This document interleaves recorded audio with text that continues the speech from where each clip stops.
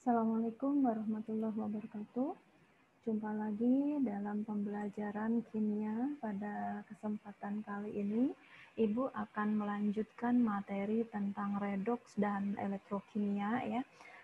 Ibu ingatkan kembali kompetensi yang harus kalian pahami setelah mempelajari materi ini.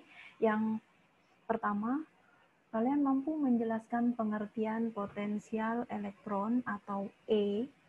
Yang kedua, menggambarkan susunan sel volta dan menjelaskan fungsi tiap bagiannya.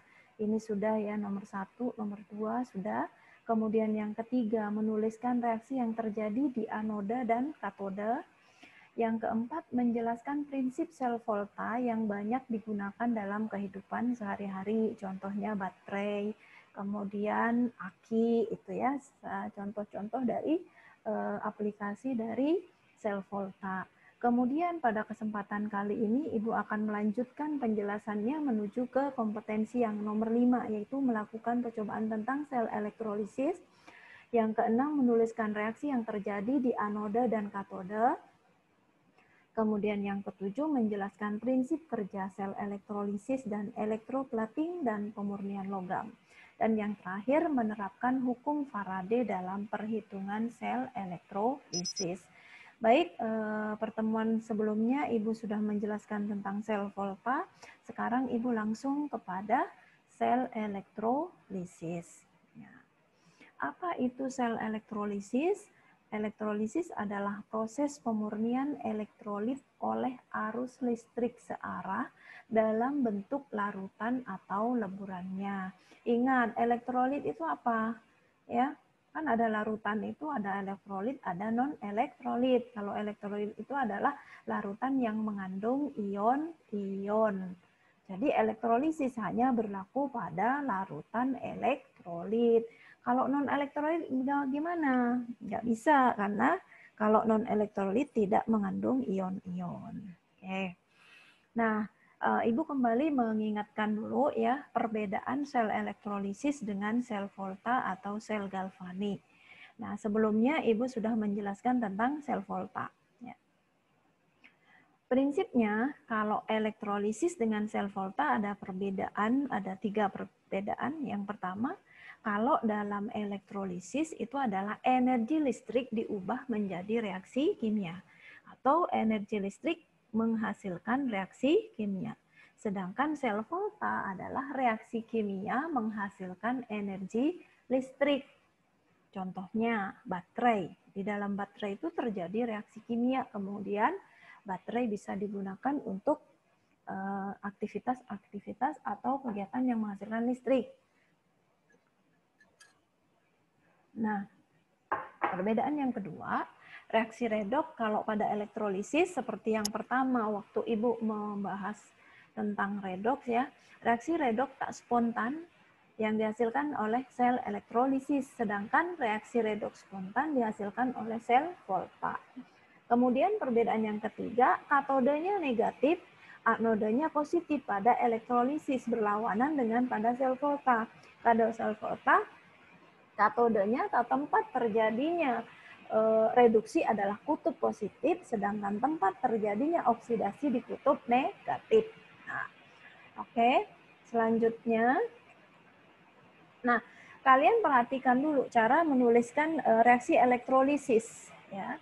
Reaksi di katode atau tempat terjadinya reduksi, siapa yang mengalami reduksi, itu ada beberapa ketentuan.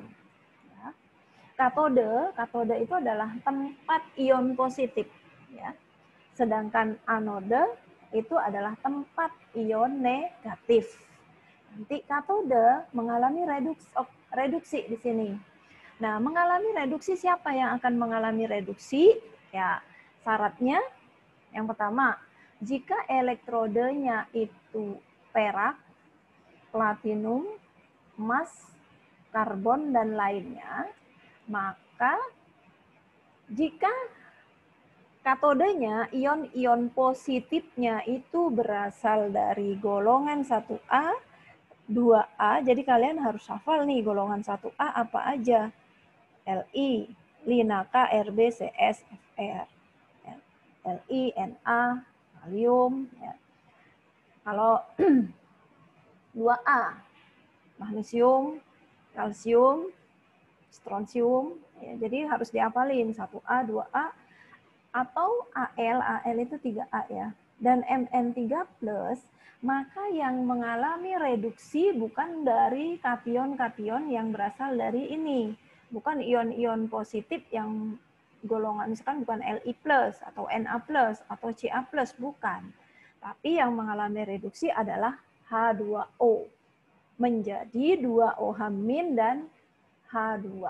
Ini bukan, nggak ada O-nya nih aja. Jadi 2OH- plus H2. Sehingga ion H+ akan direduksi menjadi H2. Atau reaksinya nanti ditulis H+ ditambah E menjadi H2. Ini adalah reaksi reduksi di katode.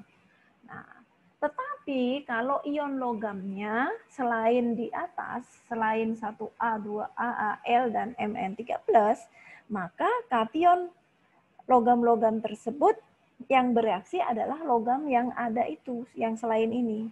Logam itu sendiri, bukan airnya yang tereduksi, tapi logam itu sendiri. Sehingga reaksinya Cu2+ ditambah 2E menjadi Cu. Nah, bagaimana reaksi oksidasinya atau reaksi yang terjadi di anode? Anode itu tempat ion ya, ion negatif. Nah, ada dua di sini. Reaksi pada anode itu ada dua. Jika elektrodenya inert, ya, inert itu sulit bereaksi atau tidak bereaksi. Contohnya PT, Ag, Au, karbon itu inert, maka jika ion-ion negatifnya itu mengandung oksigen, contohnya SO4 2-, NO3-, Cl, CO3, maka yang mengalami oksidasi, ingat anoda itu tempat terjadinya oksidasi. Yang teroksidasi bukan SO4, bukan NO3, bukan Cl, CO3, tetapi yang teroksidasi adalah H2O-nya menjadi 4H+ ditambah O2 tambah elektronnya.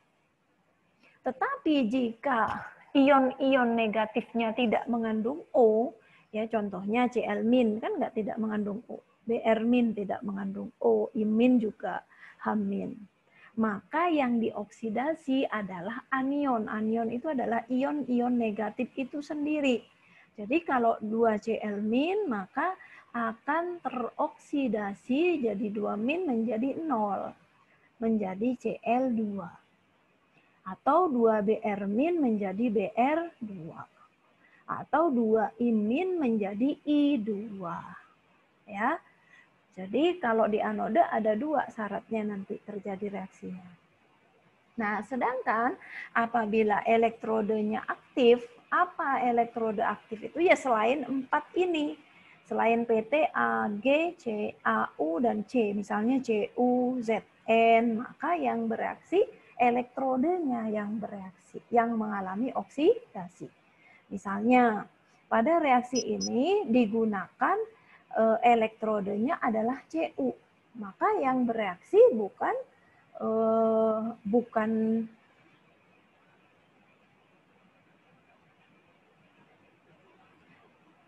yang bereaksi bukan Cl-nya, bukan Br-nya, tapi elektrode itu sendiri, misalkan Cu, maka Cu mengalami oksidasi menjadi Cu2+ dan 2E. Mungkin kalau kalian melihat ini kayaknya rumit banget ya, tapi nanti kalau kalian sudah melihat contoh reaksinya, kalian akan ada gambaran yang lebih jelas. Oke, kita masuk ke selanjutnya. Misalnya nih contoh ya, jadi tadi itu harus kalian pahami dulu, baru kita coba mengerjakan contoh soal ini. Tuliskan reaksi elektrolisis larutan CuCl2 dengan elektrode PT. Ingat, elektrode PT itu adalah elektrode inert atau yang sulit bereaksi. Nah, sedangkan CuCl2 maka kationnya adalah Cu2+. Anionnya Cl- atau 2Cl- kan? Nah, ingat Karena Cu2+, kationnya, ion positif kan Cu2+. Ingat Cu2+ itu bukan golongan 1A, bukan juga golongan 2A, dan bukan Al3+ maupun Mn3+. Maka di katode, ingat katode itu tempat terjadinya reduksi. Maka yang direduksi bukan airnya ya. Nih, Ibu kembali. Nih, sini. Nah, elektrodenya PT. Jika ion logamnya bukan 1A, 2A, dan Mn, maka yang direduksi 2H2O menjadi 2OH- dan H2. Nah, ion logam selain di atas, maka yang direduksi adalah kation dari logam-logam tersebut. Nah, di sini kationnya apa? Cu2+. Ya, maka di sini Cu2+, jadi reaksi di katodenya Cu2+ ditambah 2E menjadi Cu. Nah, sekarang kalau di anode itu ada dua syaratnya. Ya, kalau di anode nih tergantung elektrodenya inert atau tidak. Kalau inert berarti hukumnya yang atas yang berlaku. Ya, tadi Cl. Cl itu tidak mengandung O, tidak termasuk ini. Tapi yang kedua, tidak mengandung O, yaitu Cl-. Maka yang dioksidasi adalah anion tersebut. Jadi 2Cl-. Ya, dioksidasi menjadi Cl2 di anode. Sehingga reaksi elektrolisis dari CoCl2 dengan elektrode PT di katodenya adalah Cu2+ ditambah 2E menjadi Cu, sedangkan di anodenya 2Cl- menjadi Cl2 plus 2E. Sehingga reaksi total 2E-nya dicoret di sini ya. Cu2+ ditambah 2Cl- menjadi Cu plus Cl2. Sehingga reaksi totalnya CuCl2 menjadi Cu dan Cl2. Atau dengan demikian reaksi elektrolisisnya adalah CuCl2 menjadi Cu plus Cl2. Udah selesai sampai di sini. Oke. Selanjutnya, nah, kita menuju ke sel elektrolisis. Nanti kalian akan menemukan hukum Faraday namanya. Kenapa? Karena penemunya adalah Michael Faraday.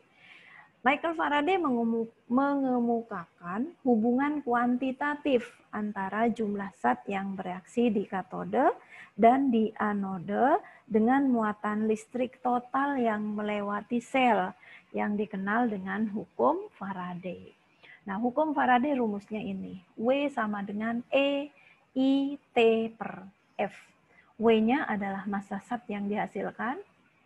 W ya beratnya. E-nya itu adalah bobot ekivalen. Nah, kalian baru tahu ya ada bobot ekivalen. Bobot ekivalen itu adalah AR atau MR dibagi dengan E, elektronnya. Misalnya, perak misalnya 108. Perak itu kan muatannya cuma Ag plus 1, maka E-nya 1. Ya. Kalau misalnya Cu itu E-nya 2, karena Cu2+, muatannya 2, maka E-nya 2. Nah, jumlah E adalah jumlah elektron yang diikat atau dilepaskan. I-nya sama seperti rumus fisika, I itu adalah arus dalam ampere, T-nya waktu dalam satuan detik, F-nya itu tetapan Faraday, di mana 1 Faraday itu sama dengan 96500 C. Ya. IT per F itu adalah sama dengan arus dalam satuan Faraday. Nanti kalau udah IT per F itu satuannya Faraday. Ya. Kemudian W per E, jadi beratnya per elektron, jumlah elektron itu nanti disebutnya dengan greg atau gram ekivalen. Oke, langsung aja ke contoh ya, biar nggak rumit. Nah, perhatikan contoh 1. Berapa gram logam Cu di mana AR-nya Cu63,5 dapat diendapkan jika arus listrik sebesar 3 ampere dilewatkan dalam larutan CuSO4 selama 1 jam. Tetapan Faraday-nya 96.500 Celcius.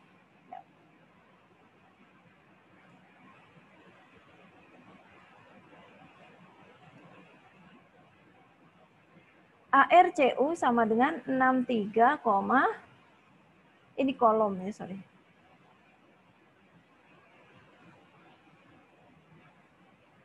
AR-nya Cu 63,5. I-nya sama dengan 3 ampere. T-nya 1 jam atau 3.600 detik. Faraday-nya 96.500 kolom. Ya. Ditanyakan W. Maka CuSO4 menjadi Cu12 ditambah SO4. Artinya harga N-nya, jumlah N ya. Jadi nanti E ya. Jumlah elektronnya itu sama dengan AR dibagi N ya. Maka W sama dengan EIT per F, di mana E-nya itu adalah AR dibagi N ya. Ingat yang tadi AR itu W itu sama dengan E itu sama dengan AR dibagi E ya. Bobot ekivalen itu AR atau MR dibagi N ini ya, sebenarnya N jumlah muatannya. Oke. N. Yep. Nah, E-nya E itu sama dengan AR. AR-nya 63,5. N-nya itu 2, yaitu jumlah ionnya 2. I-nya 3 ampere. Ya. Kemudian waktunya 1 jam, 3.600. Sedangkan Faraday-nya 96.500. Tetapan Faraday. Ya. Maka jumlah masanya yang mengendap 3,55 gram. Ya, jadi massa Cu yang mengendap sebanyak 3,55 gram. Oke ya, ngerti ya? Nah, sekarang contoh yang kedua. Nah, berapa Faraday arus listrik yang diperlukan untuk mendapatkan 21,6 gram logam perak, di mana AR-nya perak 108 yang dialirkan ke dalam larutan AgNO3. Diketahui AR-nya Ag 108.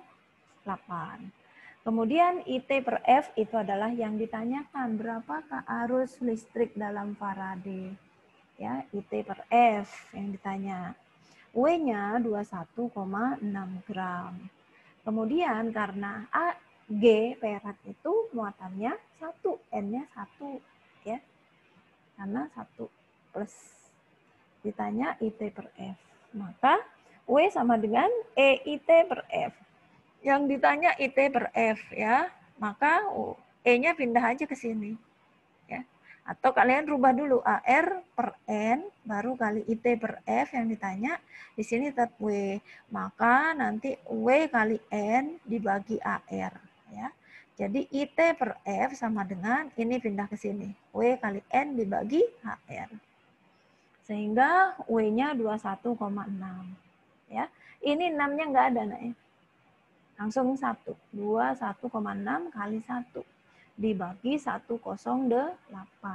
Maka itu udah hasilnya. Ya. Ini udah IT per F-nya ini. Arus dalam satuan Faraday. Jadi arus dalam satuan Faraday adalah 0,2 Faraday. Jadi arus listrik yang dialirkan harus sebesar 0,2 F. Oke. Jadi sampai di sini untuk perhitungannya. Nah, kita lanjut sekarang. Kegunaan dari sel elektrolisis. Nanti kalian untuk kegunaan sel elektrolisis bisa kalian baca lebih lanjut di buku-buku yang sudah dipinjamkan oleh perpustakaan, atau kalian bisa mencari sumber-sumber yang lain. Contohnya pada pemurnian logam, ya. Pemurnian logam pada prinsipnya menggunakan reaksi elektrolisis larutan dengan elektroda yang tidak bereaksi. Ya. Ada contoh pemurnian logam tembaga misalnya. Logam, nah yang di anoda ini adalah logam, nah ini ya, yang hitam-hitam nih, ini adalah logam tidak murni atau logam yang kotor yang akan dilapisi. Nah, kemudian di katodenya itu adalah logam-logam yang murni ini, ya, yang kuning-kuning ini, ya. Ini adalah logam yang akan melapisi. Nah, kemudian larutan yang mempunyai kation logam tersebut. Jadi elektrolit di sini larutan CuSO4 dan H2SO4 yang dipakai. Nah, prinsip kerjanya kedua elektrode dicelupkan ke dalam larutan encer. Jadi yang di katodenya ya dan di anodenya dicelupkan ke dalam larutan encer yang tembaga ya, Cu itu tembaga yang bersifat asam. Sewaktu tembaga dioksidasi dari anode tak murni, tembaga ini memasuki larutan dan bergerak ke katode. Nah, di sini membentuk lapisan dalam bentuk yang lebih murni, sehingga nanti lapisan-lapisan ini melapisi yang tidak murni ini. Ya. Nah, kemudian kalau elektroplating atau penyepuhan ya, ini logam yang mudah berkarat ya, terkena korosi seperti besi atau baja, dapat dilindungi dari karat atau korosi dengan melapisinya dengan logam yang sukar teroksidasi seperti nikel. Nikel kan susah dioksidasi atau emas ya. Atau perak itu agak sulit karatnya. Kalau emas bahkan nggak bisa karat ya. Cuman kan mahal kalau untuk melapisi besi kan aneh kalau besi dilapisi dengan emas kemudian dipakai untuk pagar gitu kan nggak mungkin karena mahal ya. Tapi kalau misalnya kita punya perhiasan emas, perak, kemudian biar tampak lebih bagus dan lebih awet, bolehlah dilapisi dengan emas sehingga kelihatannya emas gitu. Misalnya pada proses penyepuhan logam besi dengan emas ya, meskipun ini kayaknya agak-agak langka kalau logam besi disepuh dengan emas. Jadi nggak apa-apa, ini untuk contoh. Nah, maka anodenya itu logam besi, katodenya adalah logam emas yang untuk melapisi. Sama kayak tadi ya. Nah, kemudian elektrolitnya yang digunakan adalah AuCl2, emas ya, emas Cl2. Nah, prinsip kerjanya logam emas di anode dioksidasi. Jadi emasnya dioksidasi dan berubah menjadi ion Au3+ yang kemudian bergabung dengan Au dalam larutan. Kemudian ion Au3+ di katode direduksi membentuk endapan emas. Nah, karena digunakan besi, maka endapan emas akan melapisi besi. Ini adalah contoh proses penyepuhan. Ya. Nah, mungkin untuk lebih pahamnya lagi kalian bisa baca contoh-contoh penyepuhan yang lebih aplikatif ya. Kalian bisa cari sumber-sumber yang lain di buku atau di internet kalau kalian memang ingin memahami lebih jauh lagi tentang aplikasi dari reaksi-reaksi sel elektrolisis ya. Mungkin untuk pelajaran kali ini Ibu cukupkan sampai di sini untuk sel elektrolisis ya. Jadi terutama kalian harus memahami reaksi-reaksi di katode maupun di anode pada sel elektrolisis. Baik, untuk kesempatan kali ini Ibu cukupkan sampai di sini. Untuk latihannya nanti Ibu akan kirim lewat WA Group. Terima kasih. Assalamualaikum warahmatullahi wabarakatuh.